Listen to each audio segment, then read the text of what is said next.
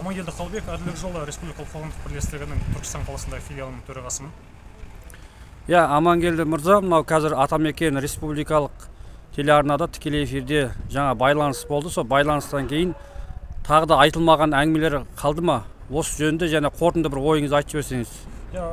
Көп нәрсе айтқымыз келген, бірақ өкінішке орай мына біздегі Түркістан қаласында байланыстың сапасына байланысты болды. Одан бөлек мына эфирдің уақыты тығыз болғандықтан тағы біршама әңгімелер айтылмай қалды. Дегенмен де мына әңгіменің басын ашып алдық осы жерде, мына республикалық деңгейде. Бұдан ары қарай да осы мәселелермен айналысатын боламыз және түбіне жеткенше қоймаймыз. Бұл Түркістандағы болып жатқан сыбайлас жемқорлық бар, заң бұзушылықтар бар, бұның барлығын басын ашамыз және түбінде ақиқатқа жетеміз. Астанадағы құзырлы органдарға бір айтатын бір ауыз әңгімеңізді айтып жіберсеңіз.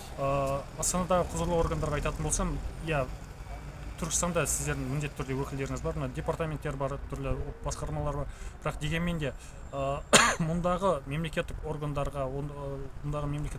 жұмыс істейтін азаматтарға өкінішке орай біздің тарапымызда ешқандай сенім жоқ. Өйткені біздің көріп отырған заң бұзушылықтарымызды олар неліктен екені белгісіз көрмейді.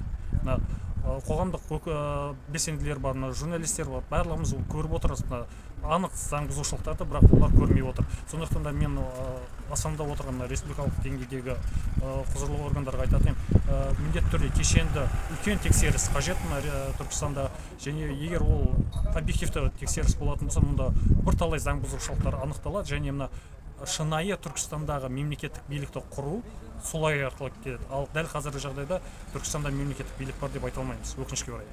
Рахмет сұхбатыңызға. Алла нәсіп етсе, жеңісті күндерде жолыға берейік. Жақсы.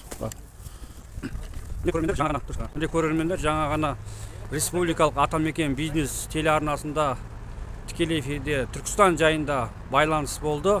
Сол байланыс жөнінде біздің арадан көре аласыздар, қандай ақпарат бар, сол жөнінде сіздерге міндетті түрде ақпарат беретін боламыз ағайын. Бізбен бірге болыңыздар. Әрқашанда еліміз аман, халқымыз тыныш болсын.